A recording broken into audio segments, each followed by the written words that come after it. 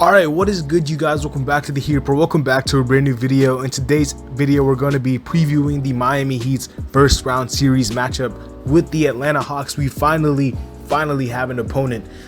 Before we get into it though, I do have some housekeeping stuff to address. Go subscribe to my second channel if you guys have not already. Just dropped 2 videos today where I gave my playoff predictions and I played Podal. I'm starting a new series of Podal. If you guys don't know what that is, you guys probably all know what that is by now, but yeah, go hit that subscribe button, hit the like button, comment down below that you came from here, so I know that you guys are absolute OGs and you guys show love wherever you go. So yeah, let's get right into it. As always, you know, leave a like on this video, subscribe, and comment down below. And we finally have an opponent. The Miami Heat will be facing the Atlanta Hawks in the first round this year. Wow, that feels good to say because we were waiting, we were trying to see, you know, who we would see, and it's the Atlanta Hawks. It is the Atlanta Hawks. I watched the full game against the Cavs. It was a thriller. The Hawks ended up pulling it out. The Cavs were doing really well in the first half, and then the Hawks came in the second half. Trey Young put on an absolute masterpiece of a second half, and he basically won them that game, and that's why I was hesitant to face the Hawks. I thought the Cavs would be an easier matchup, unlike a lot of Heat fans who wanted to face the Hawks. But there are pros and cons to both teams. I still think we can beat the Hawks. You know, don't get me wrong. I still think we can. But you know, when you have a guy like Trey Young, it's always going to be tough. So we're going to be previewing that series. We got a lot of stuff to talk about. One thing I do have to talk about though, the NBA. You know, don't you think it's a disadvantage for the 1 seed to not figure out who they play until 2 days before they play them? Like, if you're the 1 seed, you're getting all this advantage because you have all this rest, but you still don't know who you're playing until the play-in ends, which is only a day or 2 days before you play them, so you don't have as much time to prepare. So yeah, maybe the NBA should try to fix something, because I really think it's disadvantageous to the 1 seed that they don't really know who they're gonna play until 2 days before. Like that's just like not that much time to prepare. Like the 2 and the 7 seed get a bunch of time, the 3 and the 6 seed get a bunch of time, the 4 and the 5 seed get a bunch of time because they know who they're playing. But for the 1 seed, like you literally have to try to prepare for 3 teams basically who all play differently, the Hornets, the Hawks, and the Cavaliers, and you only figured out that you're gonna play the Hawks on Friday night and you play Sunday afternoon. So you don't really have that much time to prepare if you're Miami, but luckily we did face this team 4 times. We won 3 of the matchups. We lost 1, but we won 3 of the matchups. We're 3-1 in the season series, but the Hawks are a very good team, bro. I think this series will go 5 games. I think the Heat will win in 5. I think Trey Young is good enough to steal a game. He just is that, you know, type of player, man. He's a superstar. Probably like a top 10, top 15 player, depending on who you ask. The guy's just a weapon. Offensively, he is so gifted. I have nothing but praise for him. I was one of the few people who, you know, during Trey Young's rookie year, a lot of people were writing him off as a bust during the beginning of the season because he was shooting poorly. But like, I watched this guy at Oklahoma, and this dude is a generational talent. You know, the way he can dissect defenses, even when he's not shooting well. The thing that makes him so dangerous is that he draws so much attention. His playmaking is off the charts. The amount of attention he draws, the amount of, you know, points he impacts for his team. Like, it's not about how much he scores. It's about how many points, you know, he gets based off of, you know, drawing defenders and kicking it out to an open shooter. He's just that type of, you know, special talent, and it's going to take a lot to stop him. Luckily, if there's one team that knows how to stop elite scorers and elite offensive weapons, it is Trey Young. I have a stat for you guys. In the 4 games that the Heat played the Hawks this year, in the big win in January, the Heat held Trey Young to 15-5. In the win against the Hawks again in January, the Heat held Trey Young to 24-9, which is still a good game for him, but like he had like 32-33 today. Like, it was an absolute masterpiece from him. In the loss, he had 28-7 when we lost to the Hawks, in the only loss. And then when we won the game, our most recent win on April 8th, he had 35-8, but we really restricted contributions from others, and our offense really stepped up and closed out the game for us. But we do have a lot of defensive pieces you can stick on Trey Young. I expect Jimmy to get a fair share of his assignments on him. Kyle, PJ, even Bam when he switched out onto him. Off the bench, you have Caleb Martin, you have Victor Oladipo if you play him, you have Gabe Vincent. You have a lot of guys who are athletic defenders that you can put on to Trey Young, and you can try to do a job at slowing him down. You have two avenues that you can approach with the series. You can either try to blitz him and take the ball out of his hands, which is what the Hornets did in the first half, and the Hornets were finding success as they were limiting Trey Young's shot attempts, and his efficiency was not that great, and that's what the Cavs tried to do as well. But when you get the ball out of Trey Young's hands, you try to make the other shooters beat you, and the Hawks are the number 2 3-point shooting team in the NBA behind Miami. So I don't know if that's the best approach. Another approach could just be stick to the shooters and try to let Trey Young beat you. In the second half, it was all about Trey Young trying to find a mismatch, and they were setting a screen to get Kevin Love onto him and getting a big onto him, and he was exploiting those mismatches. He won't have that same luck against Bam and PJ, who are like the two front court players for the Heat, because those guys can move their feet defensively and they can definitely stay in front of Trey Young. So it's not the Cavaliers where it's Kevin Love and Lauri Markkanen or whoever it may be. You have very good defenders on the perimeter in the front court, in the Heat's front court with PJ and Bam. So it won't be as easy for Trey Young to try to hunt mismatches. The only mismatch in the starting lineup is Strus, but he's shown that he can hold his own defensively if he needs to, notably against the Celtics.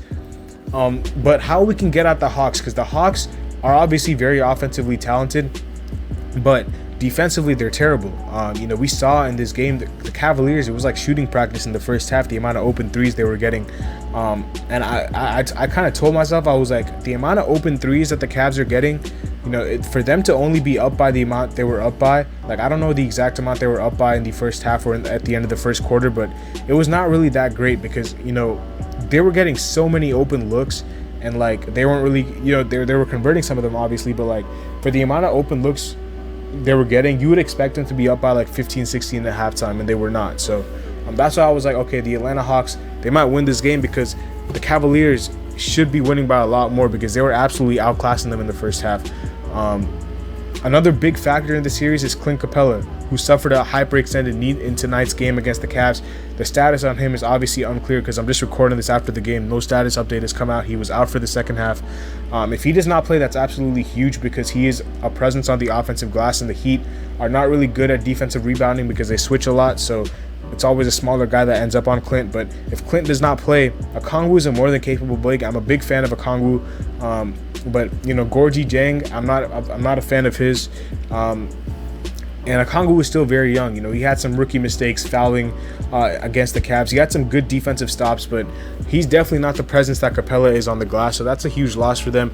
And John Collins is still out, and we don't really know the situation with him. So like, if he continues to be out, that's their two front court players eliminated from basically the series, and they're gonna have to go with the front court of Gallinari and Okongwu, which is still solid, but is definitely not what John Collins and Capella was bringing them last season. So that is another factor we have to watch out for. Defensively, like I said, the Hawks are not the best, but they do have a guy in DeAndre Hunter who you can put on a guy like a Jimmy or a Hero.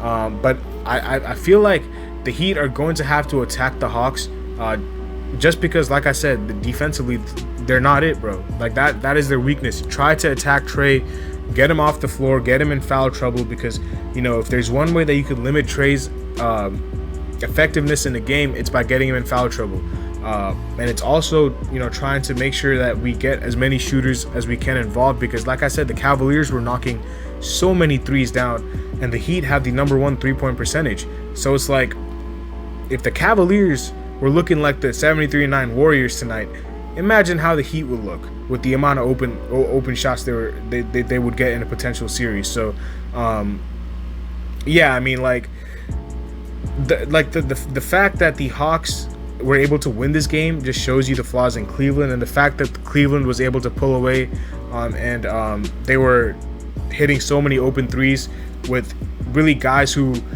weren't like shooters. Like Lauri Markkanen is a good shooter, but like he's not really he's not like anywhere close to like Strus or like Duncan on the Heat. So like the Cavs don't really have big name shooters like that, but they were just like going off from three.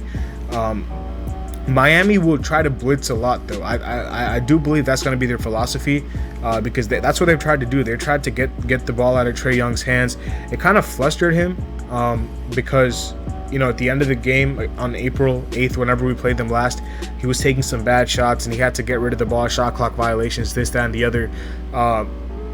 Another thing is the Hawks defensive rotations. Like I was saying, their on-ball defense is atrocious, but even their help defense is atrocious. A lot of that is going to be even worse without Clint Capella, because Clint Capella is a rim protector for them. Okongwu is good. Like I said, he's still a very young piece, but he's definitely a good center.